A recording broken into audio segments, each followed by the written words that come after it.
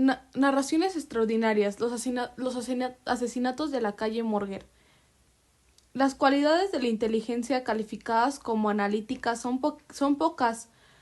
Los advertimos únicamente en sus efectos, conocemos de ellas, entre otras cosas, que son quienes son para que poseen el nivel fuerte del mayor goce, así como el hombre fuerte que está satisfecho de su habilidad física, recogiéndose con ejercicio. Una niña sentada frente a él le pegó en las espinillas con las botas queriendo llamar su atención. Mascaba un chicle con la boca abierta y hacía el sonido al tronarlo con la lengua, que reptaba afuera de su boca como animal. Sebastián miró hacia otro lado. No soportaba la visión de estas sombras andando en la tierra como si nada. Esos fantasmas llamados humanos. Un vendedor de discos gritó detrás de él, pero el sonido de su voz se confundió con la música clásica. Sebastián sabía que era un Bach, pero el vendedor se pronunciaba como si fuera Da Vinci. Da Vinci no era un músico estúpido. No bastante Sebastián dudó porque lo parecía ser una voz de un vendedor. Era tan segura que podía ser un bebé llorando y gritando a gargantúa. El metro se detuvo por el momento. Lo de los chiflidos no se hicieron esperar. Por allá de la voz chilló que un hombre la manoseó y armó una guerra. La gente intentaba moverse, pero no había espacio. Pronto la fotografía se desgastaría y el rostro sería borrado de la mente del viajero. Por más que tratara de recordarlo, la soledad y primero desaparecer serían la forma de sus labios, la nariz, el color de sus ojos y el tono de su voz. Quizás perduraría el olor de aquel y verlo. Sí, y cuando nos vamos, todos deseábamos que alguien nos recuerde, y si no es mucho pedir, que nos añore un tiempo en su vida, marcar todos los días de la persona. ¡Qué tentación! Incluso cuando llegue alguien más, suplantan nuestro lugar en la cama. Jamás el sentimiento sea tan grande como el de nosotros llegamos a provocar, que ninguno de sucesor tendría la capacidad que tuvieran nuestros ojos de conquistar sus pensamientos. Fantasmeaban con todo lo. El metro avanzó de nuevo. La misión le falló a Sebastián, cuya cabeza sobresalía de los demás. Esperaba se acabara pronto llegar a la última estación. En un segundo el tren la devoró como insecto, para llevarlo lo más lejos posible. Miraba inquieto. Sebastián evocó un espíritu que alguna vez le habían contado. No se iba en sus recuerdos, perduraba porque cuando se fuera, quien más sabría, en una tarde había escapado para irse para un café. Esperar la salida de sus hijos para abrazarlos y preguntarles su día. Nadie más entendería la importancia de una gelida noche en verano, cuando soñó el primer amor de su vida. Regresaba a ella, pidiéndole perdón por no haberla reconocido en el primer momento. Luego iban al viaje, a un mar gitando que devoraban dolores, alas. Se desesperó con escalofríos, con dolor en la espalda. Seguro que ella podía volar sin levantarse. Y por eso mismo el miedo no la hizo hasta que salió el sol. Nadie le había contado ese sueño, así que desaparecían todos esos recuerdos, se volverían inútiles. No tenían razón de haber sido un alto porcentaje en su tiempo vivido que no hubiese sido restringido en las fotografías o en la memoria. Por esa razón seguía rodando en la calle, atrapando memorias que no sabía si eran ciertas o solo habían inventado. No distinguía si sus sueños de pequeño lo habían vivido, o solo mientras dormían en alguna ocasión. Una mujer tímida, contacto frío, uñas largas, color vino, cabello alborotado y una mirada de amor y curiosidad, se asomó a su cama. Él sabía que era un poco común. Dudó que fuera un fantasma, porque el rostro se vería demasiado real. La mujer se retocó y se recostó. Ella lo abrazó por la espalda y susurró una canción en el oído hasta que se quedó dormido de nuevo. Llegué oliendo el aroma de sus dependientes recuerdos, sensibilizando los restos que quedaban en mí. No olvides los brazos de esa mujer que ahora van a tu reencuentro. Era mi voz a la hora de dormir, nuestros cuerpos apretados, abrazados hasta que quedar dormidos. Por fin llegó la última estación. Sebastián esquivaba a las personas porque a pesar de sus ojos no se veían como tales. A lo largo de sus 20 años de vida aprendió esas sombras quiméricas son de en realidad antes vivos, con sangre en sus cuerpos, corazones latiendo, cerebros y voces estruendas que tanto molestaban sus oídos, iban a su lado y al otro lado como tal no chocar con ellos, como si lanzaran de alguna vez. Alguna vez leyó la descripción de fantasmas y creyó, con fervor, que se refería a esos seres desagradables que solo piensan en comer, beber, fumar y besar. ¿Cuánto se puede mejor? Ya después, cuando comprendió que los seres vivos no eran fantasmas, sino antes respiraban y caminaban en la tierra como si pertenecieran, se logró de haberlos podido ver cuando nació. Sebastián no extrañaría a la casa de la abuela desde que su mamá murió, que siempre estaremos juntos, sin miedo, sin ansiedad, sin futuro ni pasados, juntos, abrazados en el sueño, el único momento que éramos un presente. Hoy ya soy yo.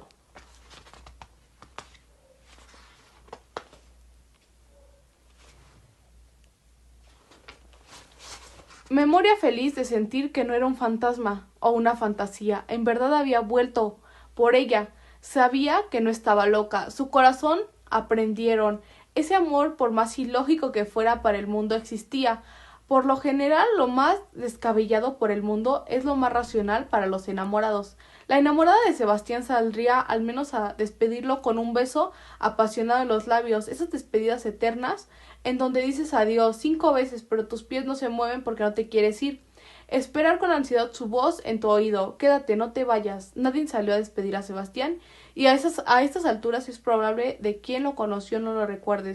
De esos párpados, en absoluto duraban mucho. Se acerca a él y luego caminaba, buscando lo que yo ni siquiera recordaba haber tenido en la vida. Podía ser nubes, sombras, voces, formas de luz pequeñas, luceros, llamas flotantes, cuerpos enteros colgándose sin pudor en los cuerpos de los seres vivos para recordar que se sentía respirar, viviendo de una dimensión en la que no existe la fe, ni la religión, el perdón, la paciencia, la disciplina, alimentándose de recuerdos, las lágrimas de aquellos que aún no lo olvidaban, y sucesos que no pasaron, que cambiaban su convivencia viviendo en la oscuridad. No pasaba un día sin que conociera entre nuevo y como vieron su historia. Cualquier fuera era fascinante, para el cual no llegaba por su casa, ni salía a buscarlo sin cesar. Los pobres humanos escuchaban algunas de las voces, los lamentos de estos seres, sin embargo Sebastián podía verlos completamente, algo parecido. Desde que su mamá murió, la abuela se había hecho cargo de él, de esos ojos tan enormes, de esas pestañas tan enormes, de esos ojos grises y de ese cabello alborotado, ligeros rizos que tenía. Jamás había hecho una sola travesura, no había desobedecido o siquiera había aprendido a no hacerlo. No tenía mayor chiste criar un niño que parecía haber conocido un chip de educación integrada, por lo cual de los abuelos se decidieron a darle la tarea de vivir su vida solo, dejando poco a poco percatarse de ese hombrecito flaco que intentaba mirarlos. Cuando se dieron cuenta que que no era educación, sino miedo de que lo gobernaba a Sebastián. El doctor había dicho que era ciego y no había trasplante o medicina que curara su visión. Los abuelos se arriesgaron a dejarlo a la oscuridad. La realidad es que Sebastián se veía tanto que él alteraba sueños que comenzó a escribir Sebastián desde que pudo hacerlo, para no olvidarlos, para poder contarlos, quizás algún día que le interesaba escucharlos. En vano trataron que conviviera con un niño de su edad. En la casa de su vecina había una niña de ojos verdes que le parecía muy bonita y adecuada a la abuela. Cada que la veía Sebastián sonreía con su boca, con sus brackets, pero él no podía ver más allá de su silueta. La voz era insoportable, chillona, sacarle lágrimas a Sebastián, que no comprendía que lo que decía era verla. ¿Vienes a qué? ¿A ver una película a mi casa? ¿Vienes a mi fiesta? ¿Quieres ir al parque? No, no, nada de eso. Para los oídos de Sebastián solo era renación y programación de sonidos fastidiosos, agrios, que hacían que su piel se estremeciera, puro calvario. Si hubiera La niña no deseaba hacerle ningún daño, no la habría empujado por impulso. Aquel día, sobre el charco de lodo, los papás corrieron hacia ella, acusaron a Sebastián de herirla y maltratarla. Amenazaban a los... El primer paso afuera resbalando gotas por su cabello y su nariz. Los sabores sabían a limpio. Alguna vez había hecho eso en la ciudad, pero el sabor era diferente. Caminando en las calles, la lluvia lo empapó con lentitud, capa a capa de ropa. Sus zapatos se hundieron en el pasto, creciendo y descuidando los charcos de lodo. La lluvia parecía no tener fin. Logró ver hasta la última montaña y nada más allá, como si las capas de agua cerraran a ese mágico lugar hacia los ojos del mundo. Las hojas, los árboles se agitaban al caer, las gotas agradeciendo al cielo con el movimiento. El aguacero cubrió el terreno brillaba con el agua. Sebastián entendió al cubrirse, se sentía ridículo, más perteneciente a la ciudad que al cementerio. Se aguantó la sensación de que pensando en la historia que no había escrito, pero yo la amaba. Cerraba sus ojos grises. Un día el otro hombre solo escuchaba el piano de una atmósfera atrapada en la realidad, y el sueño deseaba besarla en cada una de sus notas. Supongo debería permitir que las historias salieran a la anatomía, porque sentía que veían sus venas, eran de tinta y en cualquier momento explotarían de tanto palpitar personajes. El músico muerto le contó su historia, o la que imaginaba que la había sido, sin dejar de tocar. Atrapado en la cárcel, había creado las melodías más memorables solo para él, porque él había prohibido tocar en público. Su mujer lo había mantenido encerrado para evitar que alguien lo escuchara, porque entonces ese alguien podía enamorarse de él. El corazón le latía con rapidez en el momento que esperó. Siempre había llegado a enfrentarse con un ladrón que sale en las noticias, al asesino, el periódico. Le vibraban las manos nerviosa. Sebastián apartó la mirada y giró la cabeza concentrado a un letrero de la pared. Ella se decepcionó un poco a poco. Sebastián observó un anuncio de una obra de teatro. La locura es contagiosa. Él dudó. ¿Es aquella afirmación?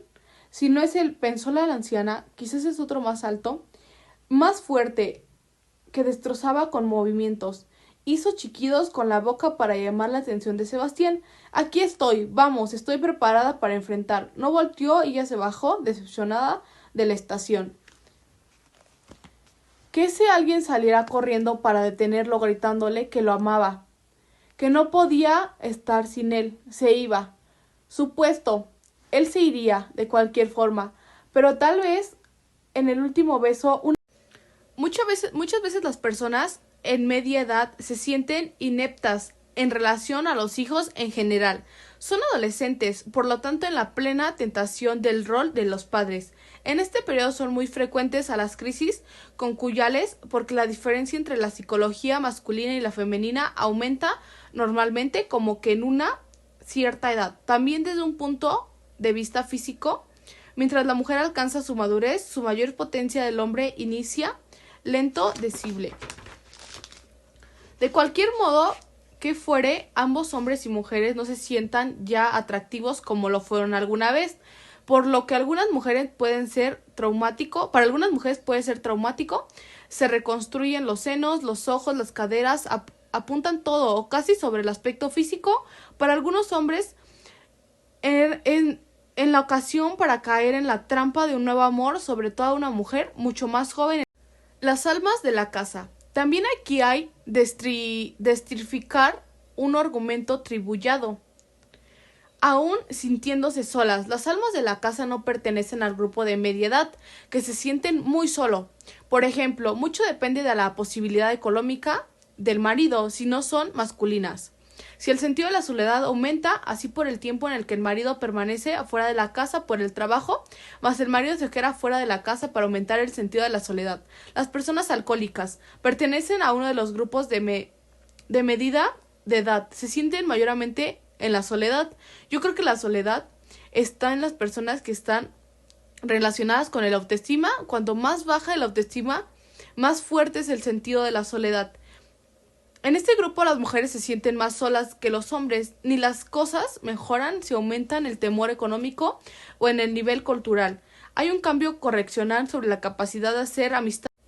Las personas alcohólicas con facilidad de hacer amigos y con un trabajo gratificante se sienten menos solas que las demás. También hay que decir que por honestidad profesional que los casos de alcoholismo por mi tratados identifican que cuanto más tiempo una persona ha seguido bebiendo, ha seguido bebiendo, menos se siente sola. Probablemente esto se debe a radicar la habituarse a la experiencia acumulada en el superar la soledad y la edad. Parecerá extraño, pero para poder obtener buenos resultados con los alcohólicos es necesario hacerlos sentir desconectados de sí mismos, hacerles admitir que tienen problemas. Solo debemos desearle algo por sí mismo. Los religiosos quedan sorprendidos, pero también los religiosos es medida de edad que están en los grupos que más se sienten solos. Yo creo que esto se debe al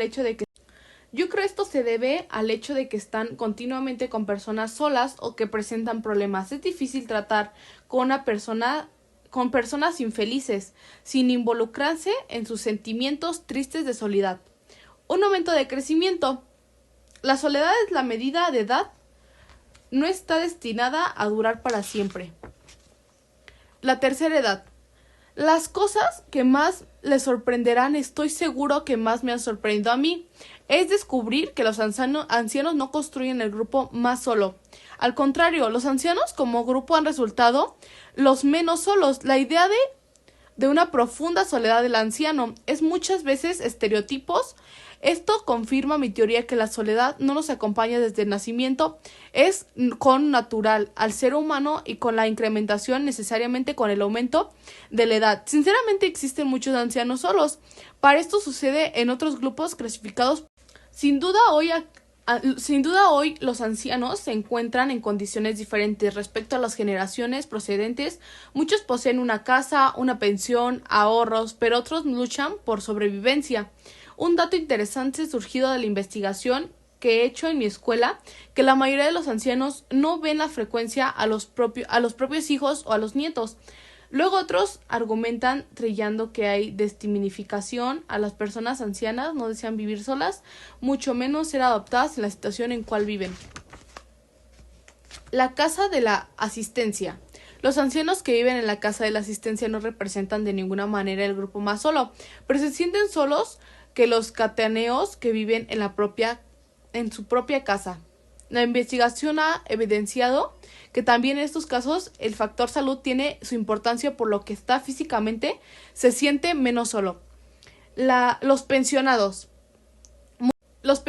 Muchos entran en grave crisis de identificada con los pensionados. El problema no es la edad, es conseguir la pensión, sino la obligatoria de pensionarse. De un punto de vista psicológico, una persona debería jubilarse cuanto quisiera y no cuando dijeran otras personas. La viudez. Basta dar una mirada alrededor para ver que los viudos son casi inexistentes respecto a la viudez. Estudios en el problema de la soledad entre la viudez. Hemos notado que variamente determina la duración de la viudez. Pensamos que la fase guarda luto, la adaptación a la muerte, a la pareja. Consejos para la sociedad de la tercera edad. Aceptar todas las fases de la vida, luego tomarlas bien, leer buenos libros. Si eres adicto a trabajar, haz algo. Recuerda que ser anciano debe ser espiritual. Permanece en contacto el afecto de las cosas, vive más por pasión, por gusto, por observación, participe y activo. Condiciones diferentes soledades. Los enfermos mentales. Hablo ante todo quien esté afectado de paranoia, esquizofrenia. Se trata de enfermedades no fácilmente curables. La paranoia es un miedo exagerado, infundado, no se basa en hechos reales, es realista, concretivo para quien lo siente. Es una experiencia de soledad casi imaginable. Los neuróticos, los enfermos graves. Todos sucede porque, como digo siempre, esta sociedad nos acostumbra a morir, no a querer sufrir, por consigue las enfermedades graves o crónicas. El resultado de que hoy, en el momento de las enfermedades y la muerte han llegado a ser, deja lo bueno de la soledad, es de que cada persona debe sobrellevar sus problemas, ya sea en la adolescencia, en la vejez, en la edad media, ya que en la edad media igual se sufre de soledad, igual que en la adolescencia. Un adolescente puede estar pasando por muchas cosas, por no aceptaciones, malos tratos, y se siente solo y pues recae en la soledad, en la tristeza, y muchas veces este libro nos enseña a de que debemos de saber sobrellevar nuestros problemas, y no acudir al suicidio. En el mayor caso es de que los adolescentes pues ocurren o se van por el lado más fácil del suicidio, y pues este libro nos habla de que todo mundo dependemos de nuestras emociones o de lo que sentimos, o a veces de los tratos de las personas. La historia de México. Se incluye que Iturbide entre los 5 elegidos para renunciar la Junta mientras se tomaban decisiones para realizar la nación por medio de acuerdos escritos de la muerte del virrey o Don Ju de Preuseria. Después de Iturbe fue nombrado generalísimo de las fuerzas armadas y coincide en el título Artesa Seremisa. Se logró por lo que tanto anhelaba, el cambio, pero ahora porque sucedería. Por lo lógica, muchos españoles abandonaron el país. Como actual, el nuevo gobierno mexicano se preguntaba, ¿tomaron la resolución de someter a los nuevos derechos y decretos, pedir las autonomías con respecto al mundo del país, atrasaba por una decisión ocasionada por la partidos inconformes, los partidos de grupos que pensaban por los periodos de inestabilidad? La Constitución de 1824 tuvo avance a la material del liberalismo en México. No consagró el derecho de la igualdad de que los habitantes ante la ley, puso claro que se limitó una gran parte de esclaviatismo y limitar a los demás. No existe una modificación de la estructura corporativa de la colonia, por lo cual respeta territorios. En México se negó y pasó al alto la libertad de varias profesiones, pues el abogado, doctor de tecnología, político liberal y miembro de la lógica escocesa, tuvo participación liberal. Se unió Nicolás Bravo, fundamentó y el Observador de la República, como colaboración de Valentín Gómez Frías, participó en el planteamiento de las ideas liberales. La primera presidencia constitucional. El 10 de octubre de 1824 resultó electo de las elecciones por primera vez el presidente de México, Guadalupe Victoria, y como vicepresidente Nicolás Bravo. Ambos juraron la Constitución y lucharon por un país que se encontraba atravesando una complicada problemática en la sociedad económica y la amenaza de las reconquistas españolas, apoyaban por la Santa Alianza y los partidos políticos.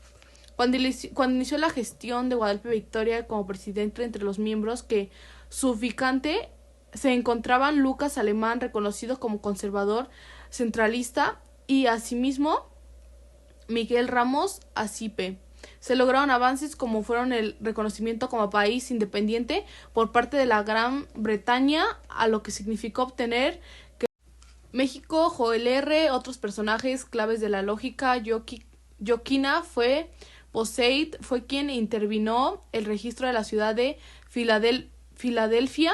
Las lógicas masónicas fueron de las protagonistas de la vida política de la nueva república, pues hacían y deshacían con los políticos, imponían disputaciones, controlaban el Congreso y según las convivieran, bien podían tramar al presidente. La mayoría de los congresos eran masones yorquinos y promovieron la primera ley de expulsión a los españoles. Estos hechos tuvieron lugar en 1824. Esta ley tuvo recuperación faltantes de la peninsulares, comerciales y eclesiásticos, incluso españoles de escasos recursos. La ciudad de las lógicas escocesas y yoquinas. La expulsión jesuita. Los hechos anteriormente narrados tuvieron recuperaciones en todos los ámbitos. Los Marconas se enfrentaron a la Santa Sede con el fin de despojarlos de la autoridad, ya que se habían adjudicado facultades que pertenecían tanto a estados y a las autoridades civiles. Incluso hubo quienes recurrieron a la violencia en contra de la expulsión a los jesuitas. Los pobladores de San Juan Luis Potosí participaron en la lucha contra las autoridades del gobierno, resultando de esta última victoriosa en el debate. El castigo aplicado por el gobierno virreinal fue ejemplar por medio de sentar de induccionados. Fueron ejecutados. Pero volviendo al tema de los primeros presidentes de México, vale la pena comentar que Guerrero tomó la primera magistratura del país, tomando posesión al el 1 de abril de 1824, y ocurrió hasta del mismo año. Formaron el gobinate con hombres de carácter con ideas bien cimentadas, entre los cuales se encontraban Lorenzo de Salvala. Pero el cambio de administradores resultó demostrado. Todo el pueblo de México testigó trágicos cambios, pero no habían circularmente. Las arcas estaban bancas rotas, no se pagó a nadie, sus salarios con los que nos emplearon vivieron en carne propia el balance de la administración de Guerrero a ciencia cierta. Sus intenciones gobiernan decretamente el beneficio del pueblo. Los partidos, pero hicieron caso omisos a las leyes y conceptos establecieron, sin embargo, llevar a cabo las ideas, motivaciones eran muchas las independencias de la federación, la igualdad de las clases sociales, así como la expulsión de los españoles. Guerrero gobernó un periodo corto como tales meses de 1894, sus enemigos de Fuentes en el grupo conservadores. España, que recogió Porfirio Díaz Morí. Nació el 15 de septiembre de 1830, tuvo por el cual el cambio del acto cívico el 15 de septiembre, así festejó su anatomisco y el grito de la independencia de Miguel Hidalgo. No dudamos que tuvo dos etapas, don Porfirio de guerrero militar y el gobernante, ambos con espíritus triunfantes, la máxima figura política. Presidente destacó por su amplia versión de superación entre los rubros de comunicación educativa, cultural, económica, entre otros. Fue derrotado por Francisco Madero a la edad de los 80 años. Antonio López de Santana, político y militar, nació en Jalapa, Veracruz, 1795 y muere en México en 1876. Ocupó la presidencia 11 veces, combatió a Texas y en la Guerra de los Pasteles, pierde una pierna, participó en varias batallas civiles, personaje que ganó el repudio del pueblo mexicano por la pérdida de gran parte. Bueno, pues este libro no nos deja una reflexión, pero nos deja algo, pues en sí haber aprendido algo nuevo o haber estudiado algo nuevo para que pues nos esté ayudando pues día a día a saber un poco más de la historia.